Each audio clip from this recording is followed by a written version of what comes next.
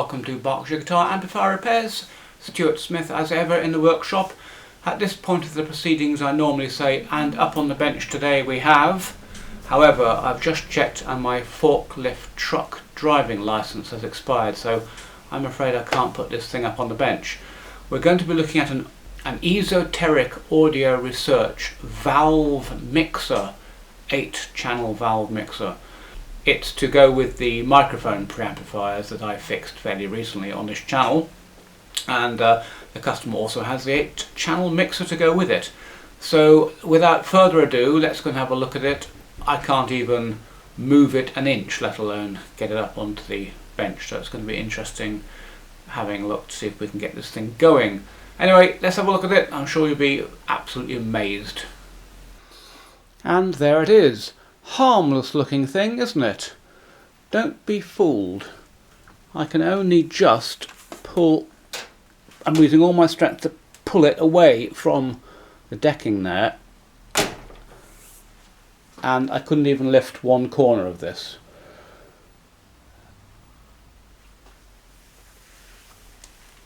So we've got 8 tracks or 8 channels with a bit of basic EQ on each. Faders, a VU meter there and a pair of VU meters in there, and it's obviously mixed down to stereo faders there. This has obviously been put in an existing mixer chassis which the guy got from somewhere, and he's custom built this Esoteric audio research. There we are, the EAR logo there, valve amplifier into here. The reason it's 8-channel only is because, of course, behind each channel you're going to need at least 2 ECC83s to do some gain. You're going to need another ECC83 for the basic tone controls we've got here, maybe 2. So my guess is that there will be 4 preamp tubes per channel here.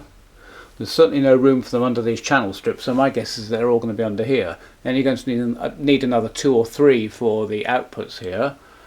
So underneath all of these panels here, which I haven't taken off yet, is going to be a mass of tubes, transformers. What's going to make this so heavy is there will be a microphone matching transformer for each of the inputs, and maybe some output transformers. There is no mains power on this, it's powered from an external power supply.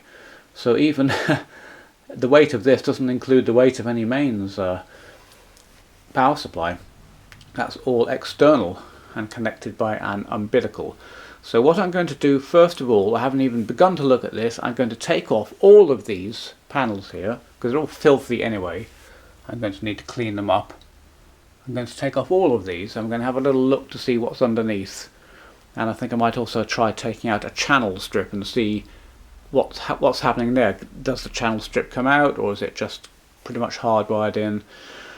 Either way, I'm not terribly looking forward to this job, not least of all because I can't move this thing. I can't get up on the bench. I would need, I don't know, a couple of people and me, 4 people ideally, to lift this up just so that we could work on it. But I'm hoping to be able to do the work from the front like this. Anyway, let's get all these off and let's have a look what's underneath here. Is it a horror story or is it something fairly sensible? Okay, well this is about as kind of what I expected really.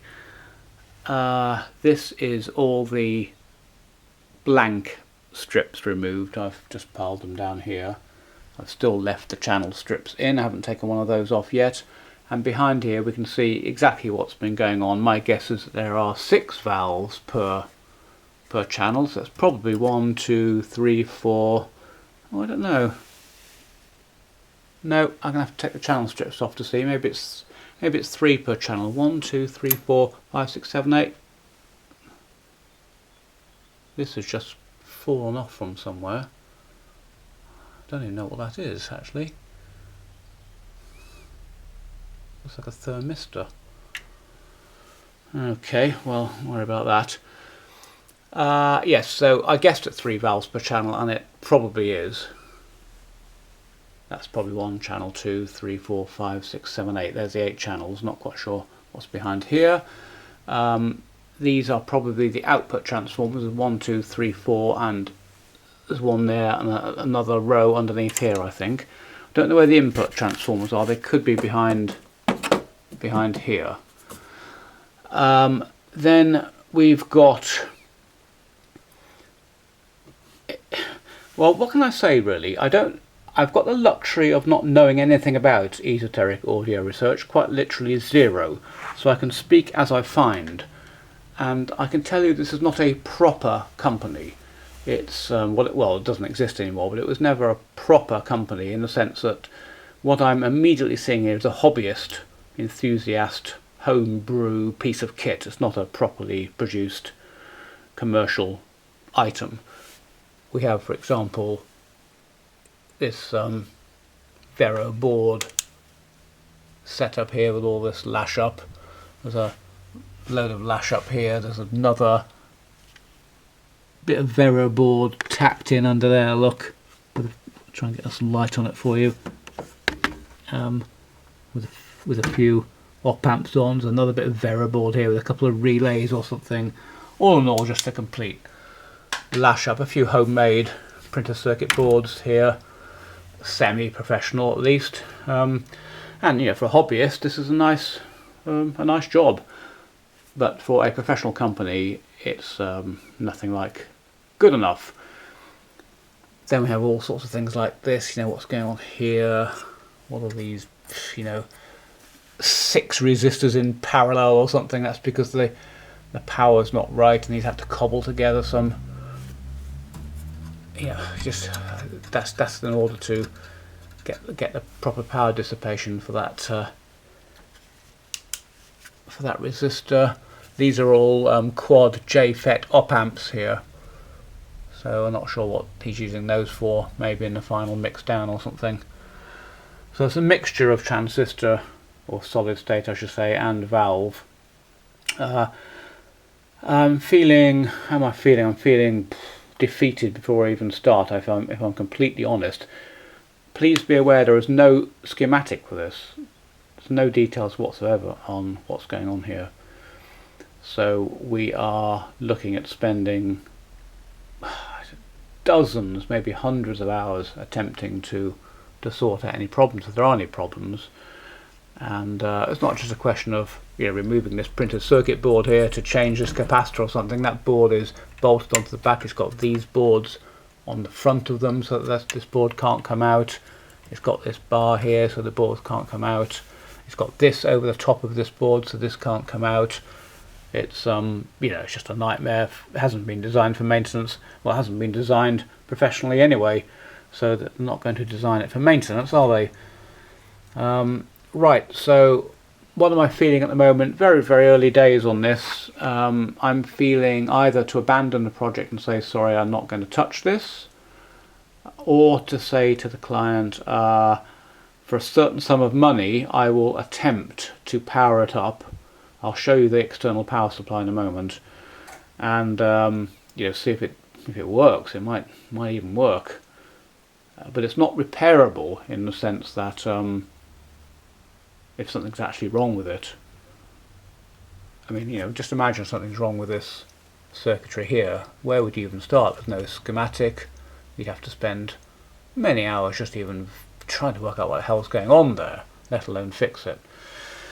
Let's take a channel strip off now and see what's behind there and see how it interfaces with the rest of the circuitry.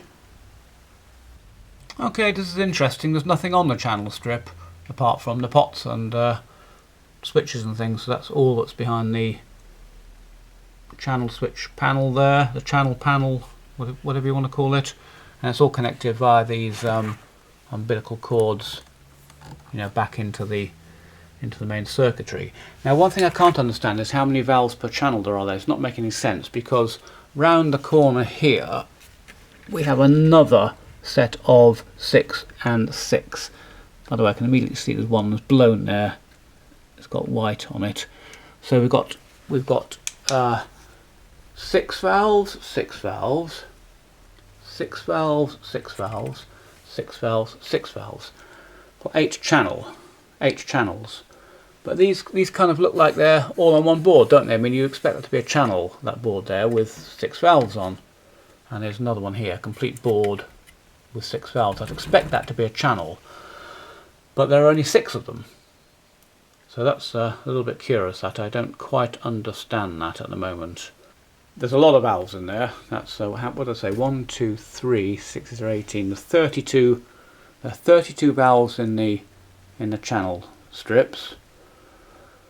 That would be, 4 valves per channel, and maybe that's what it is. Maybe it's just got a 6 preamp board, and he's using 4, 4, 4, and 4. I don't really see why you'd need more than 4 per channel, to be honest with you. So maybe that's what's happening. Don't know. And then there's another load of valves over here. Look, 4 there. They're for the outputs. And so what did we say? 32, 38 valves in here. What could go wrong? Can't imagine. Okay, here's the power supply unit which powers the mixer. It connects via this umbilical here to the mixer, and as you can see, it's in pretty poor state. Been lying around in a garage for decades basically. And when we take the lid off, which I've taken the screws out, you see we've got this. No idea what's going on here. We've got all these power resistors here. Can't imagine why you need all these. And loads of them, look. Broken as well, that's all. See, that's all broken, that power resistor, and this one here as well. It's also broken. Here are the chips off it floating around inside. Another broken one there, look. No idea why. Oh, another one there, look. So why do we have a power supply which has 1, 2, 3, 4, 5, 6, 7, 8, 9, 10, 11, 12, 13, 14, 15, 16 power resistors in it? Absolutely no flipping idea. Now, what else? So, I'll tell you another thing that surprises me. Just as my very first look at this, I haven't done anything on this at all. Is this connected by this umbilical? I've got the cord for it. It's just a 2, 4, 6, 8, 10 pin plug and socket on an umbilical. Okay, we just counted, I can't remember what it is now, I've just forgotten. Is it 36 valves in the mixer? They are going to be pulling a heck of a heater current. I haven't calculated it yet, but it's got to be 18 amps, 18, 20 amps heater current for 36 valves. Where's the 20 amp connector here? There's no, this is not capable of taking 20 amps or even 10. So no idea what's going on there.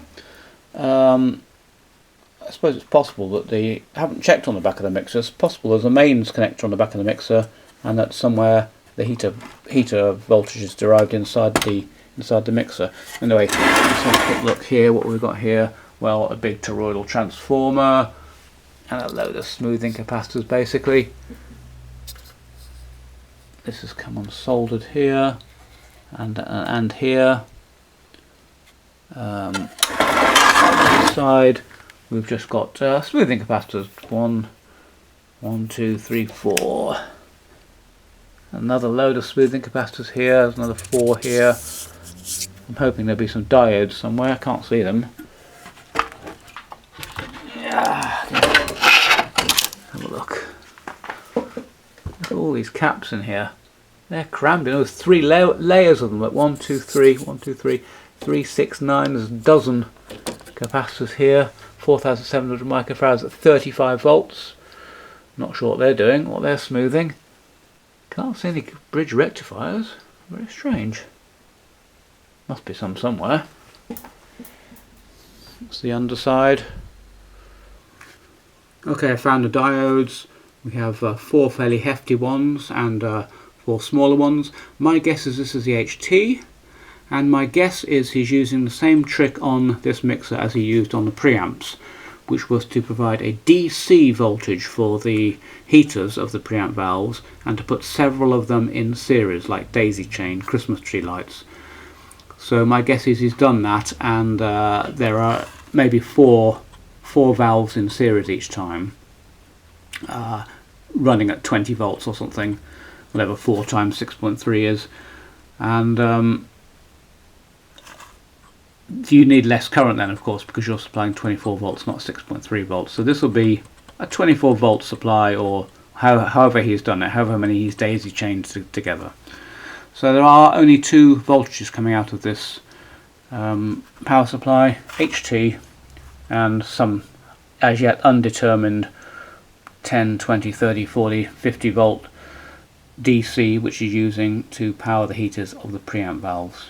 What all this nonsense is on the top, I really could not even begin to tell you. What on earth is all this lot? No idea. One thing I noticed about these power resistors is these are all daisy chained together, so these are all in series. We've got 1, 2, 3, 4 in series there. Same thing over here, look. Daisy chained together. So these are 0.22 ohms, and you've got 4 of them, so basically this is a kind of a 1 ohm resistor here. So there's a 1 ohm resistor there and a 1 ohm resistor there. Again, I don't know what these are doing. However, there's another daisy chain here, look, there's this one daisy chained to this one, daisy chained to this one, going into here. These are 15 ohms, so that's like 45 ohms between there. That's 330 ohm here. It may be that, again, he's done what he did on the preamps. He hasn't got the right transformer, so he's got an off-the-shelf toroidal transformer, which gives out certain voltages, and the voltages are a little bit too high, and so he's stepping them down probably prior to the bridge rectifier with some power resistors to get the right voltage. I don't know. It's just another lash up as far as I'm concerned. A few little feet stuck on here just to keep the board from touching the base.